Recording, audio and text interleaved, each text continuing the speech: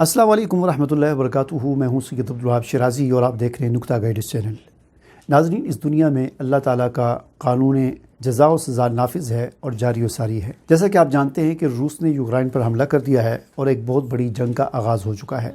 मेरे ख़्याल में ये जंग यूरोप की तबाही की बुनियाद बनेगी और ये इसका यूँ समझ लें कि फ़ेज़ 1 है और चंद सालों बाद इसका फ़ेज़ 2 शुरू होगा, जिसमें पूरा का पूरा यूरोप तबाह हो जाएगा, नेस्त नाबूद हो जाएगा। बहरहाल, जैसा कि मैंने पहले अर्ज़ किया कि अल्लाह का कानून जज़ा व सज़ा इस दुनिया में नाफिज़ है, तो इस हवाले से अगर हम इंसानी तारीख़ का मुताला करते हैं, ख़ास तौर पर पिछले 1000 साल का मुताला करते हैं, तो हमारे सामने ये बात आती है कि अल्लाह ताला ने अपने नाफरमानों को और अपने मुकाबले में खड़े होने वालों को, ज़ालिमों को हमेशा सज़ा दी है। अगर हम पिछले 2 साल का ही मुशाहिदा करें, सिर्फ पिछले 2 साल का, हमारे सामने ये बात आती है कि दुनिया में ये जो कोरोना आया था, तो इस कोरोना की वजह से पिछले 1-2 साल में तकरीबन 56 लाख या 60 लाख के करीब लोग मरे हैं। लेकिन आपके लिए ये बात बड़ी हैरानगी की बायस शायद बनेगी।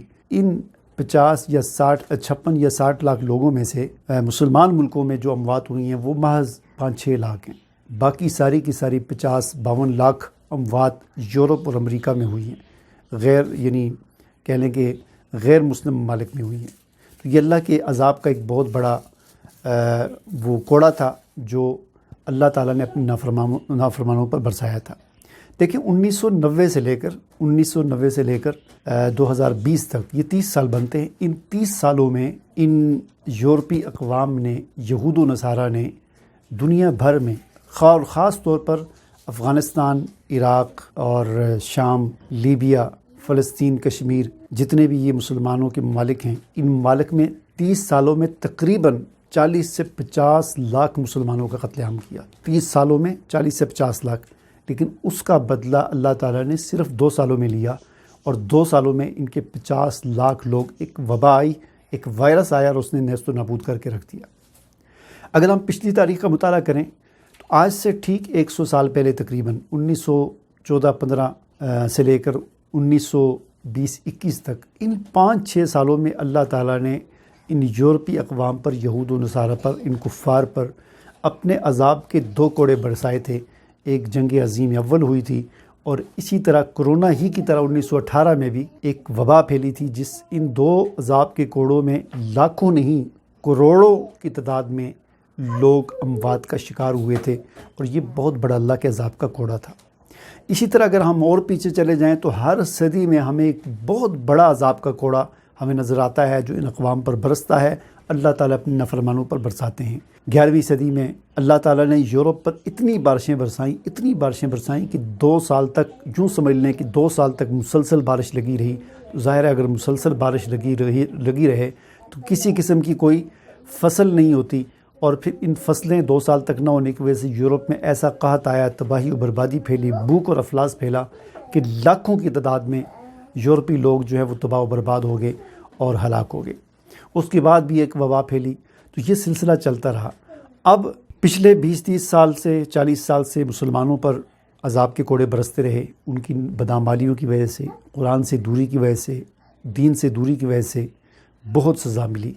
अब ये अज़ाब का कोड़ा दोबारा कुफ़ार की तरफ मुतवज्जे हुआ है और ये जो हालिया जो जंग है, ये जंग यूरोप की तबाही का बायस बनेगी। इसका फ़ेज़ 1 है और तकरीबन 12 से 14-15 साल के बाद, यानी यूँ कह लें कि 2035-36 तक के बाद इसका फ़ेज़ 2 शुरू होगा, जो मुकम्मल यूरोप की तबाही की शक्ल में सामने आएगा। महज सिर्फ 12-14 साल की बात है, ये यूरोप और ये अक़वाम तबाह हो जाएंगी और बहुत बड़ी ये जंगें शुरू होने वाली हैं। इन हालात में हमारे करने का काम ये है कि हम कुरान के साथ अपने ताल्लुक़ को मज़बूत करें, कुरान के साथ जुड़ें, कुरान को न सिर्फ तिलावत करें बल्कि तर्जुमे के साथ पढ़ें, ताकि हमारे अंदर ईमान और यकीन की कैफ़ियत पैदा हों।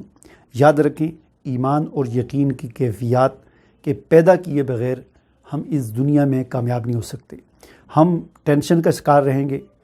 देखें, ये जिसे हम डिप्रेशन कहते हैं, ये क्या है? डिप्रेशन बुनियादी तौर पर जो भी साइंस उसकी वजह बयान करे, डॉक्टर उसकी वजूहात बयान करें, हकीम उसकी वजूहात बयान करें, नफ्सियात, माहिरीन नफ्सियात जो भी वजूहात बयान करें, लेकिन बुनियादी तौर पर डिप्रेशन और परेशानी जो होती है, اس کے پیچھے جو اصل چیز ہوتی ہے وہ اللہ پر یقین کا نہ ہونا، اللہ پر یقین کا نہ ہونا، اللہ پر ایمان اور یقین کا نہ ہونا۔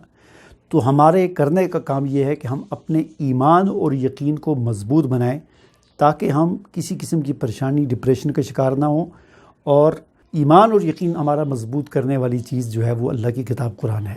جتنا ہم قرآن کو پڑھیں گے، ترجمے کے ساتھ پڑھیں گے، سمجھ کر پڑھیں گے، اس کی تفسیروں کا مطالعہ کریں گے اور مسلسل کرتے جائیں گے، حضور نبی کریم صلی اللہ علیہ وسلم کی سیرت کو پڑھیں گے، صحابہ اکرام کی زندگیوں کو پڑھیں گے، انبیاء کے حالات کو پڑھیں گے، تو یہ چیز ہمارے ایمان اور یقین میں اضافے کا باعث بنے گی، اور یہی چیز پھر ہمیں حوصلہ عطا کرے گی، ہمیں ثابت قدمی عطا کرے گی، اور یہی حوصلہ اور ثابت قدمی آگے جا کر اس دنیا میں بھی ہماری کامیابی کا زینہ بنے گا اور آخرت میں بھی کامیابی کا زینہ بنے گا۔ مجھے اجازت دیجیے، اللہ حافظ۔